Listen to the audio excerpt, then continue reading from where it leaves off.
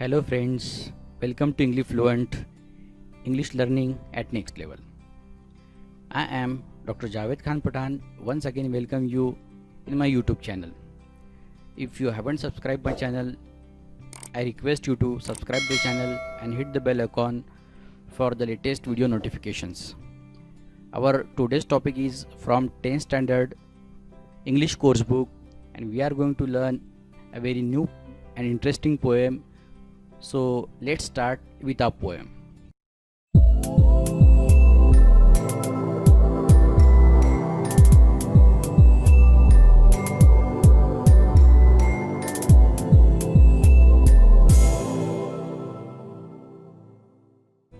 The name of our topic is You Start Dying Slowly. It is 2.1, first poem in the second unit, which is written by Pablo Neruda. Now we are going to start with the reading of the poem. After that we will have the explanation of the poem line by line. So let's start with the reading first. You start dying slowly. If you do not travel, if you do not read, if you do not listen to the sounds of life, if you do not appreciate yourself, you start dying slowly. When you kill your self-esteem, when you do not let others help you, you start dying slowly. If you become a slave of your habits, walking every day on the same paths, if you do not change your routine, if you do not wear different colors, or you do not speak to those you don't know, you start dying slowly. If you avoid to feel passion and their turbulent emotions, those which make your eyes glisten and your heart beat fast, you start dying slowly.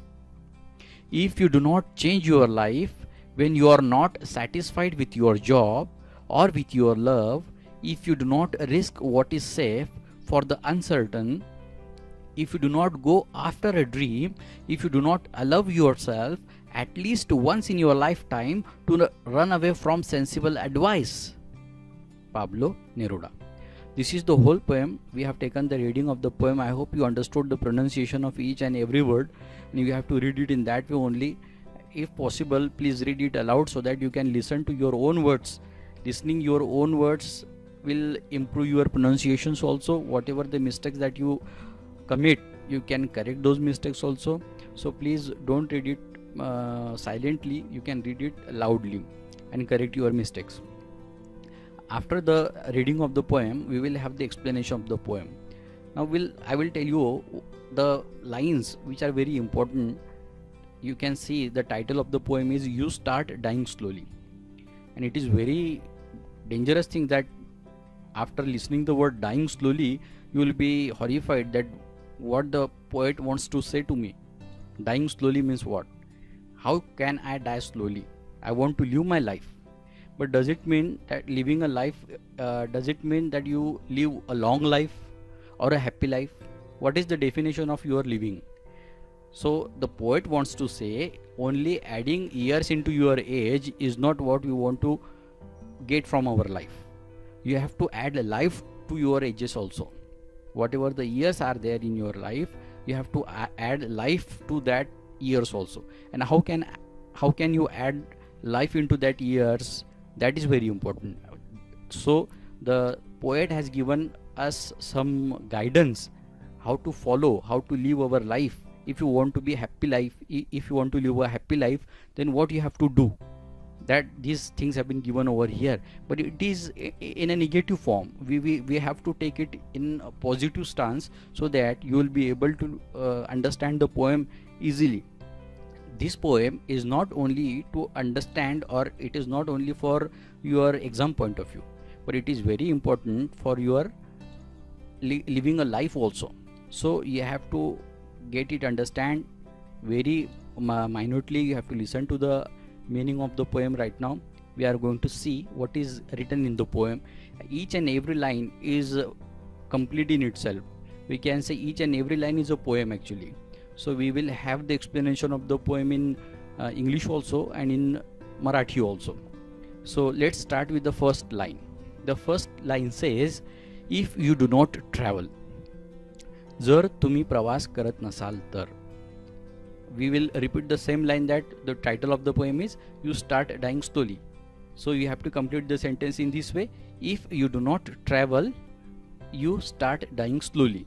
This is the whole sentence that poet wants to convey us. What does he say? That if you do not travel, why should we travel? What are the benefits of traveling? And what will happen if you do not travel? The poet says you start dying slowly if you do not travel. Now, what are the benefits of traveling? Why do we travel? We travel to meet our friends. We travel to meet our relatives. We travel to get information. We travel to enjoy our life. We travel to get more information about people, their traditions, their languages, their ethnicities, their standard of living, their way of living. So many things are there that we do by traveling. So without visiting the people, without going from one side to the other side, you will not able to understand the people around you. You will be just like a frog which is imprisoned into the particular well, and it feels that it is its world. Actually, it is not its word. The word is beyond the well also.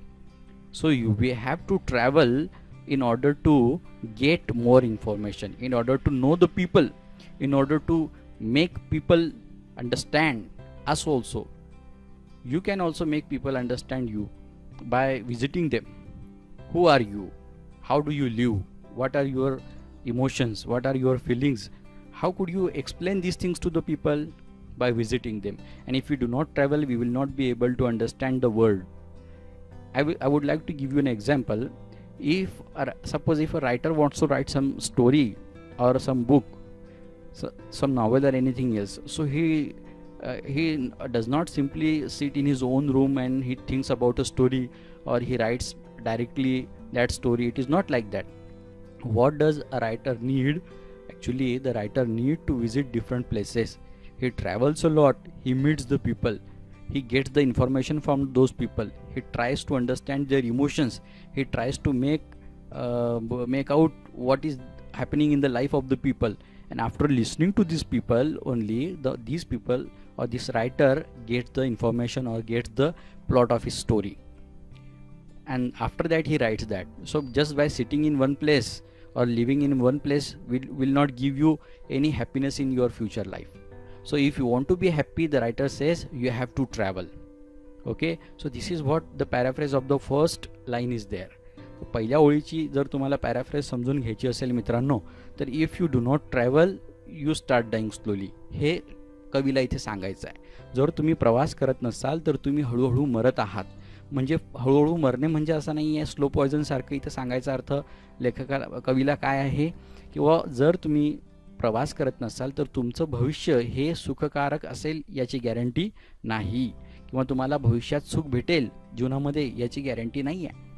जर तुम्हाला खरोखर सुखी व्हायचं असेल, so you have to travel, तर प्रवास करा, जीवनामध्ये प्रवास करा. आता हा प्रवास कशासाठी करायचा बरं? आपण हा प्रवास करायचा आपल्याला लोकांना भेटण्यासाठी, लोकांना जाणून घेण्यासाठी, त्यांची संस्कृती जाणून घेण्यासाठी, त्यांची भाषा जाणून घेण्यासाठी, त्यांचे विचार जाणून घेण्यासाठी, त्यांच्या भावभावना जाणून घेण्यासाठी. एका ठिकाणी बसून आपण आपलं तेच विश्व आहे माझं असं समजून चालणार नाही आहे. संत ज्ञानेश्वरांनी सांगून ठेवलेलं आहे बघा, वसुदैव कुटुंबकम, हे पूर्ण विश्व माझं घर आहे. म्हणजे जर पूर्ण विश्वाला आपल्याला घर बनवायचं असेल तर आपले जे काही सगळे लोक इथं राहत आहेत या जगामध्ये हे आपले बंधुभाऊ झाले. यांना भेटणं, यांच्यासोबत चर्चा करणं, यांच्या संस्कृतीबद्दल जाणून घेणं, भाषांबद्दल जाणून घेणं, भावभावनांबद्दल जाणून घेणं हे आपलं कर्तव्य झालं. आणि हे जेव्हा आपण जाणून घेतो त्यावेळेला आपण आपल्या जीवनामध्ये फक्त आपल्या जीवनामध्ये आपण वर्ष ॲड करत नाहीत, वर्षांची भर घालत नाही, तर आपण जीवनाची भरसुद्धा आपल्या त्या ठिकाणी टाकत असतो. म्हणजे जीवन जगणे म्हणजे फक्त एक आपण म्हणूयात की आपल्या जीवनामध्ये फक्त आपण दरवर्षी एक वर्ष ॲड करत चाललेलो आहे आणि हॅपी बर्थडे म्हणून आपण तो सेलिब्रेट करतोय, तर याला काही अर्थ राहणार नाही. तर कवीचं म्हणणं आहे, जर तुम्हाला खरोखर जगायची इच्छा असेल आणि तुम्ही खरोखर जगत असाल तर त्याचं पहिलं प्रतीक काय आहे? यू हॅव टू ट्रॅव्हल, तुम्ही प्रवास करा. आणि जर तुम्ही थांबवलेलं असेल, जर तुम्ही लोकांना भेटत नसाल तर खूप कठीण आहे. तुम्ही हळूहळू मृत्यूकडे जात आहात, तुम्ही मरणासन्न एखाद्या मृतासारखं जीवन जगत आहात असं कवीला म्हणायचं आहे. दुसरी ओळ बघूया आपल्याला काय म्हणायची. If you do not read, बघा खूप महत्त्वाचं आहे बघा. सांगून ठेवलेलं आहे, if you do not read, if you will not read anything you will not gate the information. Why do you read? The same questions will be asked to you. Why do we read? We read to get information. We read to get pleasure. We read to get happiness out of the literature. जे काही साहित्य आपण वाचतो त्या साहित्यातून आपल्याला आनंद भेटत असतो. एखादी कविता आपण वाचलेली असेल तर ती कविता आपल्याला आवडली तर आपल्याला एक आनंद होतो. एखादी स्टोरी आपण वाचतो त्याच्यातून आपल्याला आनंद मिळतो.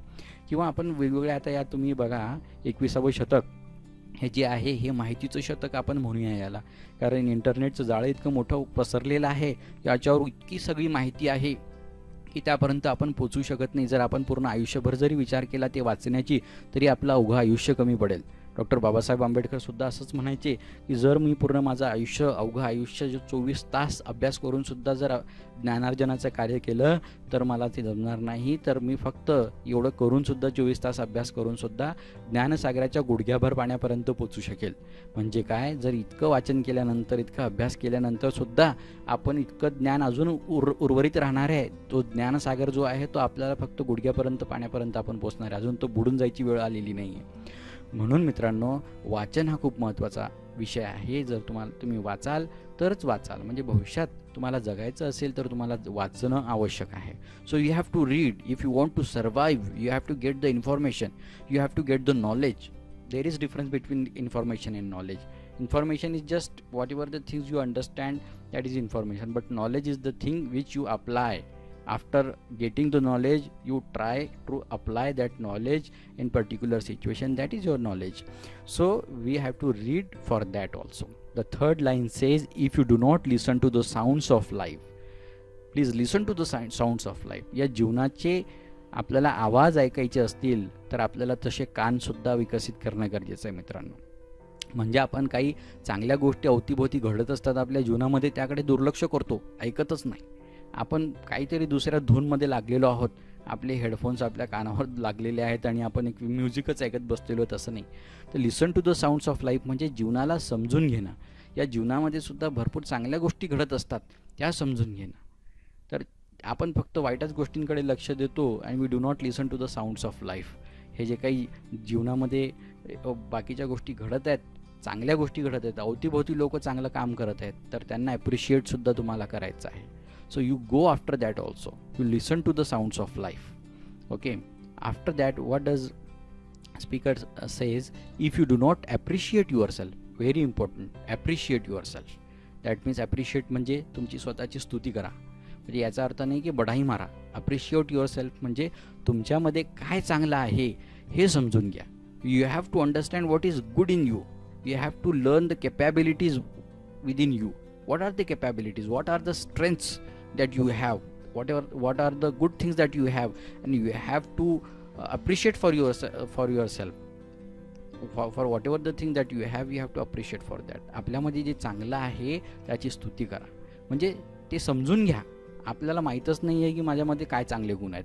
We can say whatever the bad things in me, I can explain to the people, or others people badness can also be understood by us or can be explained by us, but we could not explain the good things about the other people. चांगलं काय आहे हे आपण दुसऱ्यांबद्दलचं आणि आपल्याबद्दलचं आपल्याला समजलं पाहिजे. वाईट खूप लवकर सांगतो आपण, परंतु चांगलं सांगता येत नाही. तर आपल्यामध्ये काय चांगलं आहे हे समजून घ्या आणि हे समजूनच मग आपल्याला भविष्यात जर जगायचं असेल, चांगलं भविष्य जगायचं असेल, तर तुम्हाला स्वतःला ॲप्रिशिएट करणं खूप गरजेचं आहे. Try to understand the strengths within you. काय चांगल्या गोष्टी आहेत हे समजून घ्या. Okay, after that if you start dying slowly. If you do not appreciate yourself, you start dying slowly. वरच्या जितक्या काही गोष्टी दिलेल्या आहेत बघा, त्याची शेवटच्या ओळीमध्ये प्रत्येक कडव्यामध्ये त्यांनी एक्सप्लेन केलेलं आहे की यू स्टार्ट डाईंग स्लोली. जर तुम्ही वरच्या गोष्टी करत नसाल तर तुम्ही हळूहळू संपत आहात. तुमचं भविष्य हे धोक्यात येत आहे, म्हणजे तुम्ही जगत नाही आहे हा त्याचा अर्थ होतो. पहिलं कडवं समजलं असेल. आता आपण पुढच्या कडव्याकडे जाऊया. When you kill your self esteem, you start dying slowly. प्रत्येक ओळीच्या नंतर आपण ती ओळ जोडली म्हणजे वाक्य पूर्ण होईल बघा.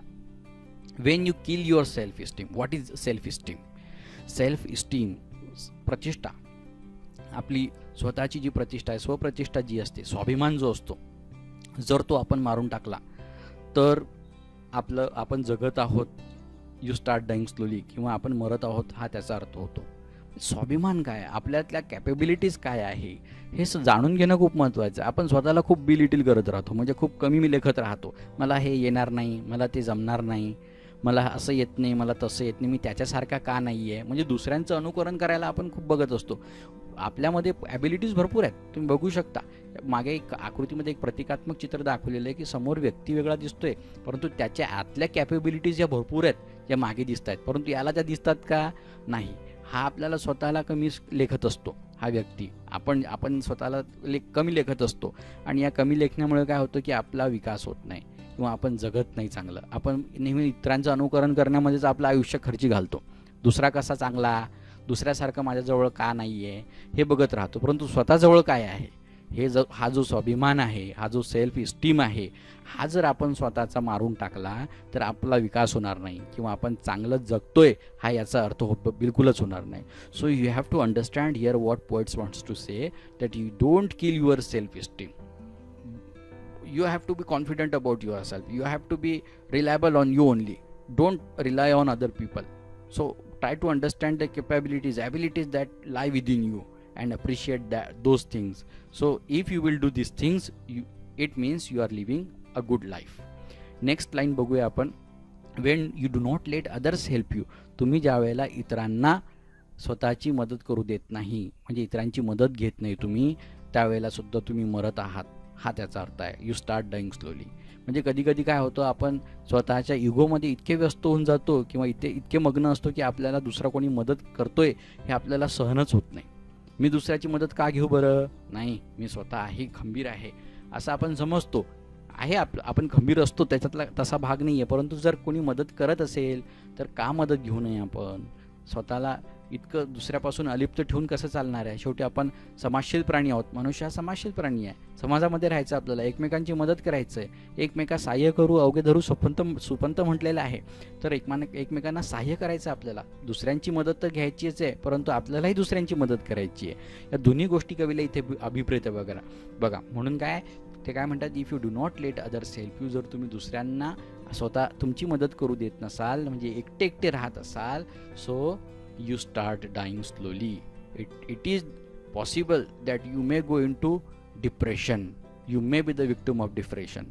आजकालच्या मॉडर्न जगामध्ये जितकं आपण टेक्नॉलॉजीकडे वळत चाललेलो आहे मित्रांनो, तितकं आपण डिप्रेशन, निराशेकडे वळत चाललेलो आहे. या व्हर्च्युअल जगामध्ये आपल्याला सगळे मित्र आपले फेसबुक, व्हॉट्सअप वगैरे याच्यावर कनेक्टेड वाटतात, परंतु ज्यावेळेला आपण समाजामध्ये बाहेर पडतो त्यावेळेला आपल्यासोबत कोणी बोलायला नसतं, कोणी आपल्यासोबत चांगले जोक्स प्रँक करायला आपल्यासोबत नसतं, तर आपल्याला एकटेपणा वाटायला लागतो. So this is called depression.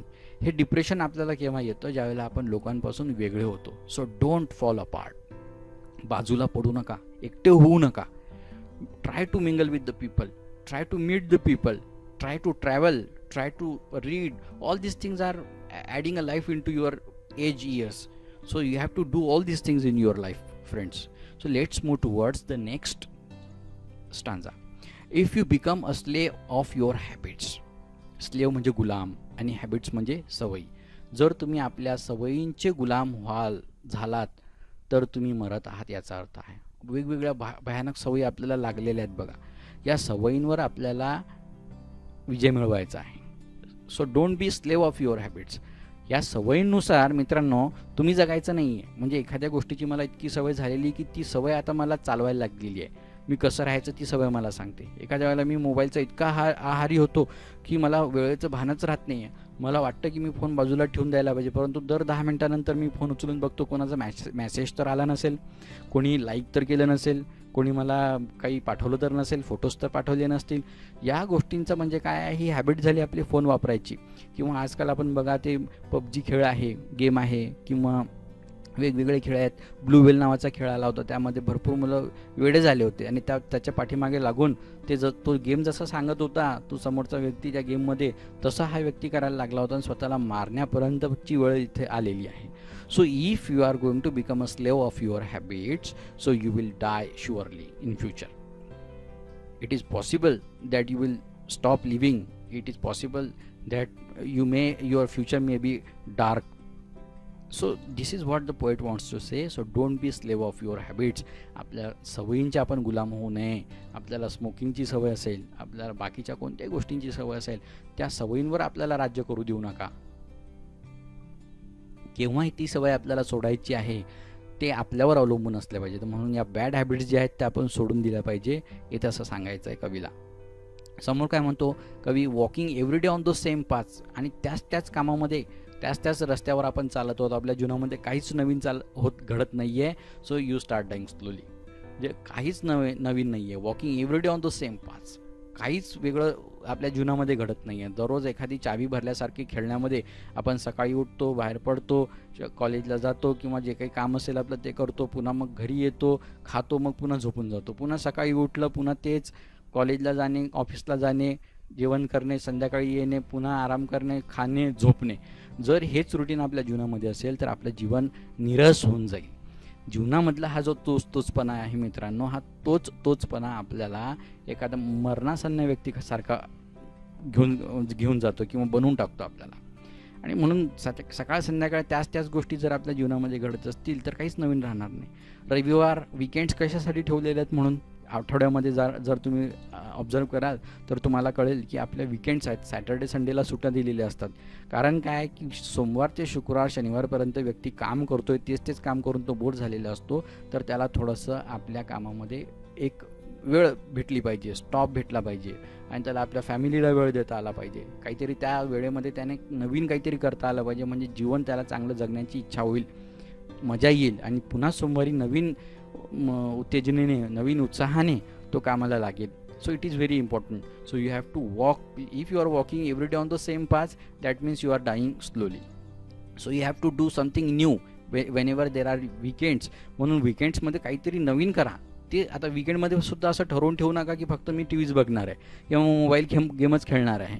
तर त्यावेळेमध्ये काय करता येईल, जे पहिल्या वेळेमध्ये सांगितलेलं, you can travel, you can read, you can meet people, त्या गोष्टी आपण करू शकतो की नाही. म्हणून हे आपण ठरवायचं आहे की हा सेम पाथ न करता आपल्याला नवीन काय करता येईल हे बघायचं आहे. If you do not change your routine, आपलं दररोजचं रुटीन आपण जर चेंज केलं नाही, तोचपणा जीवनामध्ये घालवला नाही, यू स्टार्ट डाईंग स्लोली. याचा अर्थ काय, तुम्ही हळूहळू मरत आहात. इतके लोक आपल्या कामामध्ये बिझी होऊन जातात की बाहेरच्या जगामध्ये काय सुरू आहे हे त्यांना कळत नाही. अवतीभोवती आपल्या फॅमिलीच्या लोकांसोबत काय सुरू आहे हे त्यांना कळत नाही. मुलं मोठी होऊन जातात, नंतर कळतं अरे माझ्यासमोर ही इतकी छोटी होती आणि इतकी मोठी कसं काय झाली हे. कारण काय, माझं लक्षच नाही आहे. माझं लक्ष कुठे आहे, माझ्या कामाकडे आहे. दिवस रात्र मी पैसे कमवण्याच्या पाठीमागे लागलेलो आहे. तर याला आपण जीवन म्हणूयात का? बिलकुलच नाही. So you have to change your routine. Whatever the routine life you are living, you have to make some changes into that. Do something new so that you can live a life better in future, असं कवीला म्हणायचं आहे. If you do not wear different colours, जर तुम्ही different colours घालत नसाल, परिधान करत नसाल, म्हणजे तुमच्या राहण्याकडे तुमचं लक्ष नाही आहे, you are not paying attention towards you, then also you are dying slowly. I use the image of cricket players over here. This is the World Cup, recent World Cup was there, and these are all the captains of the teams. So they are in different colors right now. If we will have the World Cup of test matches, so the costumes of the people will be white. So what is good to see? All people in a white clothes, or all people in different outfits. We can recognize different players with the help of these colors, and it looks very nice. Colorful jerseys are there, these costumes are very nice looking. So these colors add something new in our life. They tells us something new. हे जे काही colours आपल्या समोर असतात आपल्या जीवनामध्ये, हे आपल्याला नवीन उमेद देत असतात जगण्यासाठी.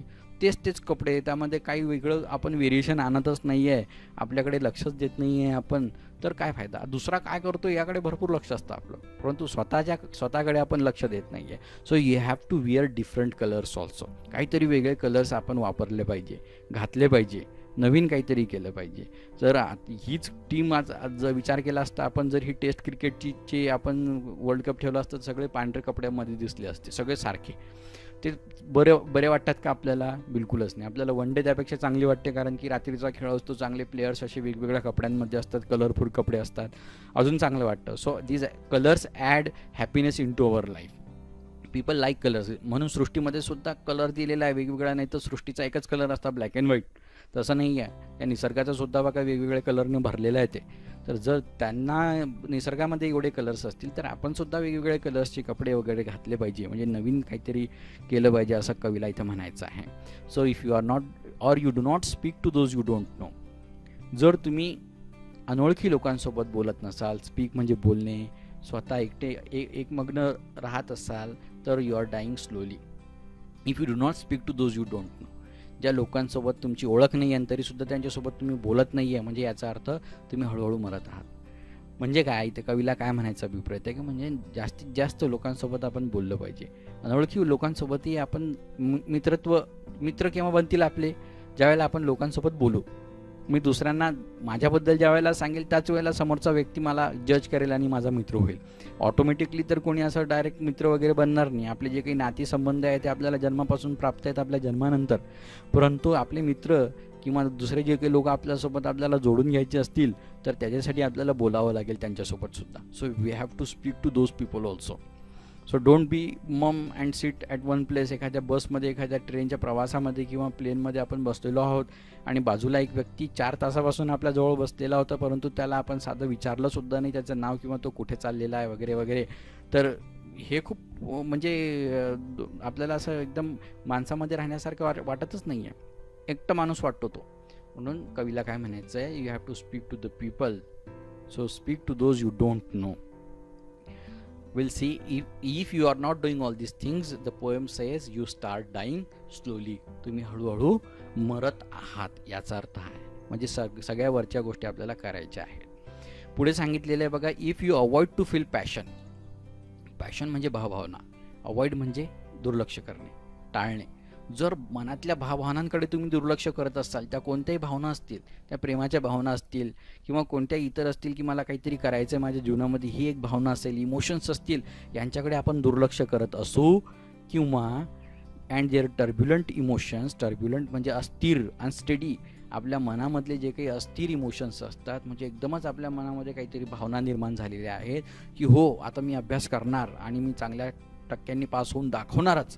ह्या ज्या इमोशन्स आहेत याकडे जर आपण दुर्लक्ष केलं आणि समोर काय, those which make your eyes glisten, आणि या ज्या काही भावना असतात ज्यांच्यामुळे आपल्या डोळ्यांमध्ये एक चकाकी येते, एक आनंद, उत्साह भरतो, त्याकडे जर आपण लक्ष दिलं नाही, म्हणजे अशा काही भावभावना असतात आपल्या मनामध्ये ज्या आपल्या डोळ्यांमध्ये आनंद किंवा एक चकाकी घेऊन येतात. ग्लिसन म्हणजे चकाकी घेऊन येतात. आपल्याला असं वाटतं की मी हे केलं पाहिजे, असं ज्या वेळेला आपल्याला वाटतं आणि आपण त्याकडे लक्ष देत नाही, आपण अवॉइड करतोय, तर अशा वेळेला काय होईल, and your heart beat fast.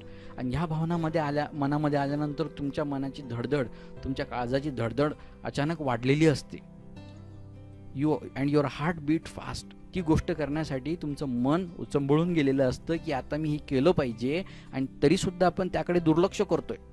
मी चांगला अभ्यास केला पाहिजे, मी चांगल्या टक्क्यांनी पास व्हायला पाहिजे, मला चांगलं येतं हे काम करता, हे ज्यावेळेला मी ठरवतो आणि अचानकच माझ्या मनामध्ये या सगळ्या भावना निर्माण झालेल्या असतात, अचानकच धडधड वाढायला लागते आणि तरीसुद्धा आपण त्याकडे दुर्लक्ष करत असू, तर यू स्टार्ट डाईंग स्लोली. तर तुम्ही आपल्या जीवनामध्ये हळूहळू मरत आहात. टाईम खूप कमी आहे, वेळ चाललेली आहे आणि तुम्ही त्याकडे दुर्लक्ष करत आहात. जे तुम्हाला हवं आहे, ज्या गोष्टी तुम्हाला करायच्या आहेत त्या जीवनामध्ये करून घ्या, करा. चांगल्या गोष्टी ज्या आहेत आपल्या जीवनामध्ये, विकासात्मक ज्या आहेत, आपल्या विकासाला ज्या पोषक ठरणार आहेत, त्या गोष्टी आपल्या मनामध्ये आलेल्या आहेत त्या नक्कीच करा. वाईट गोष्टी आलेल्या आहेत मित्रांनो, त्याकडे दुर्लक्ष दिलं तर काही हरकत नाही. इथे कवीला अभिप्रेत काय आहे, ज्या चांगल्या गोष्टी आपल्या मनामध्ये आहेत आणि त्या करायच्यात. मला एखादा बिझनेस सुरू करायचा आहे, अचानकच माझ्या मनामध्ये एक कल्पना आली आणि मी एक बिझनेस सुरू करायचं असं ठरवलं आणि तो आता समोर घेऊन जायचा आहे. मी प्लॅन केलं, मी भेटलो, लोकांपर्यंत गेलो आणि आता मी सुरू करणार, इथपर्यंत आलेलो आणि मग लगेच मी त्याकडे दुर्लक्ष करायला सुरुवात केली. म्हणजे ते एक माझं स्वप्न जे काही आहे ते अपूर्ण राहिलेलं आहे, असा याचा अर्थ या ठिकाणी होतो. बघा समोर बघूया पुढच्या कडव्यामध्ये काय सांगायचं कवीला. If you do not change your life when you are not satisfied with your job. जेव्हा तुम्ही you do not change your life, आपल्या जीवनामध्ये बदल घडून आणत नाही, when you are not satisfied with your job, ज्या वेळेला तुम्ही आपल्या जॉब संबंधी आपला जो काही जॉब आहे त्याच्यामध्ये तुम्ही सॅटिस्फाईड नाही आहे. सॅटिस्फाईड म्हणजे समाधानी नाही आहे तुम्ही, त्यामध्ये समाधानी नाही आहे, तर काय होईल, not satisfied with your job, अशा वेळेला तुम्ही मरत आहात याचा अर्थ हा होईल. If you do not change your life and you are not satisfied your job. आपण जिथे काम करत आहोत त्यामध्ये आपल्याला समाधान भेटलं पाहिजे.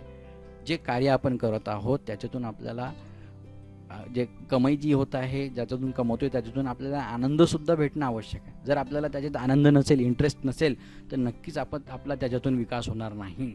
So select a branch in your life. भविष्यामध्ये असं profession you have to select, a profession which will really relish you, which will be like by you. तुम्हाला ते नक्की आवडेल, तो जॉब करणं तुम्हाला आवडेल तरच ते काम करा. Otherwise you won't be satisfied in your life and each day will bring despair in your life. ह्या सगळ्या गोष्टी निराशा आणतील तुमच्या जीवनामध्ये आणि you will become the victim of depression also because of these things. So the poet says, if you are not satisfied, if you do not change your life when you are not satisfied with your job. जर तुम्ही आपल्या जीवनामध्ये satisfied नाही आहे आणि तरीसुद्धा तुम्ही ते चेंज करायचा प्रयत्न करत नाही, म्हणजे तुम्ही हळूहळू मरत आहात. समोरची क्लिप काय सांगते, और विथ युअर लव. हा नियम त्यांनी लवसोबत सुद्धा केलेला आहे. ज्यांच्यावर तुम्ही प्रेम करत असाल आणि आता दोघांमध्ये काही प्रेम राहिलेलं नाही आहे, तरीसुद्धा तुम्हाला आता विभक्त व्हायचं आहे दोघांना, तर विभक्त होऊन जा, कारण त्याच्यामध्ये अडकून पडाल. So you are start dying slowly. That means हा त्याचा अर्थ होतो आहे. म्हणजे you are not satisfied with your love also, so you have to move on.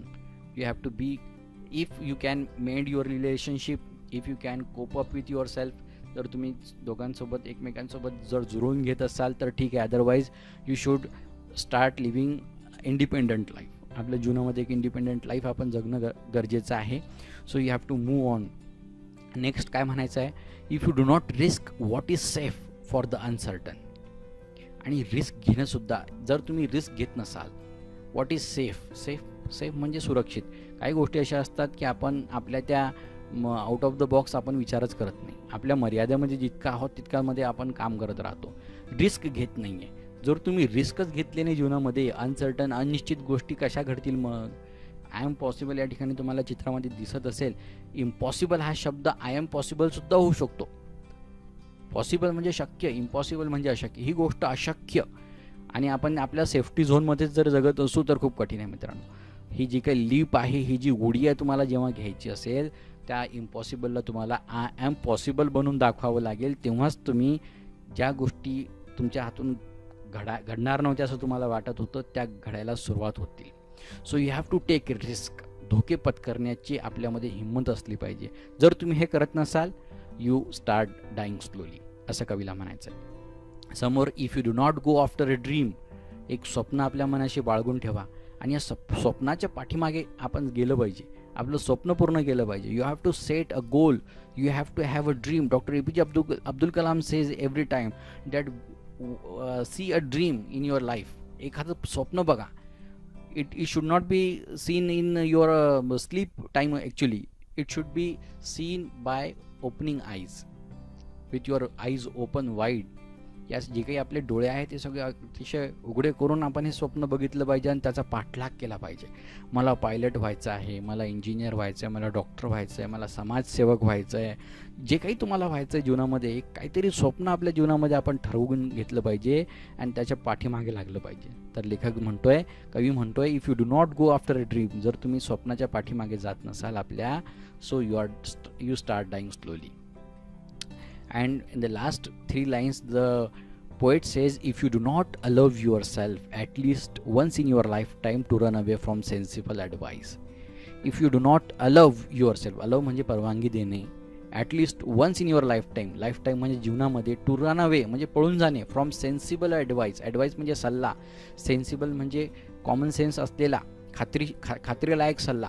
काही गोष्टी काय असतात, आपण खात्रीने काही लोक आपल्याला सल्ला देतात, त्याच्या विरुद्धसुद्धा आपल्याला करणं गरजेचं आहे. सेन्सिबल ॲडवाईसच्या पाठीमागे लागून आपण आपल्याला स्वतःला लिमिट करू शकतो. You have to allow your self. स्वतःला परवानगी द्या टू डू समथिंग न्यू. काहीतरी नवीन करण्याची जर तुमची इच्छा असेल मित्रांनो, तर ते नक्की करा. लोक सांगतायत, त्यांनी आपल्याला सल्ला दिला आहे म्हणून आपण ते करत आहोत, असं करू नका. स्वतःचं कधी आपण स्वतःसुद्धा ऐकलं पाहिजे की मला काय हवं आहे, लोकांना काय हवं आहे, यानुसार आपल्याला जीवन जगायचं नाही आहे. आपल्याला जीवन कसं जगायचं, व्हॉट डू आय नीड, मला काय हवं आहे, what do I want to become, मला काय व्हायचं आहे जीवनामध्ये. So it will be decided by you only. People should not decide about these things. So you have to run away from this sensible advice also. Somebody may say that you should become doctor. Somebody may say that you should become engineer. But what do you want? तुम्हाला काय हवं आहे ते तुम्ही ठरवणारे आहात. If you will decide all these things and you will become that particular person, then you will live a happy life in future. You won't die. तुम्ही मरणार नाही, मग तुम्ही असमाधानी मरणार नाही. You won't die unsatisfied. You will die satisfied. जेव्हा जीवनाचा अंत आपला होईल त्यावेळेला आपण सॅटिस्फाईड जीवनच आपण जगणार आहोत. So you have to decide in your life what you want to do. Arunima सिन्हाची गोष्ट तुम्हाला मराठीच्या लेसनमध्ये येणारच आहे. अरुणिमा सिन्हाचं सुद्धा पायांवरून 36 गाड्या रात्रभर रेल्वे गाड्या चालल्या गेल्या. काही गुंडांनी त्यांना रेल्वे रुळावर फेकलं होतं आणि इतक्या सगळ्या गाड्या त्या पायांवरतून गेल्यानंतर सुद्धा त्या अरुणिमा सिन्हाने एव्हरेस्ट सर केली. भरपूर लोकांनी तिला वेड्यात काढलं, तू काय विचार करत आहे असा. तरीसुद्धा पायाने दोन्ही पायाने अपंग असूनसुद्धा ती एव्हरेस्ट पर्वत सर करू शकते. So sometimes you should listen to our self also. आपण स्वतःचं सुद्धा ऐकलं पाहिजे कधी कधी. या सेन्सिबल ॲडवाईसपासून लोक जे कॉमन सेन्सिकल आपल्याला सल्ले देत राहतात त्यांच्यापासून थोडंसं पळून काहीतरी नवीन करण्याची जिद्दसुद्धा आपल्या मनामध्ये राहिली पाहिजे. So if you don't want to die slowly, so you have to do all these things in your life. This is what the poet wants to say. The poem is written by Pablo Neruda. So here we will stop. Thank you for watching the video on English Fluent. Thank you for listening me. And if you like this video, please subscribe the channel and hit the bell icon for latest notification of the videos, upcoming videos. इथे आपण थांबूयात, अजून नवीन व्हिडिओसोबत आपण येऊयात. चॅनलला subscribe करायला विसरू नका आणि बेल आयकॉनवर क्लिक करा येणाऱ्या व्हिडिओजच्या नवीन नोटिफिकेशनसाठी. धन्यवाद.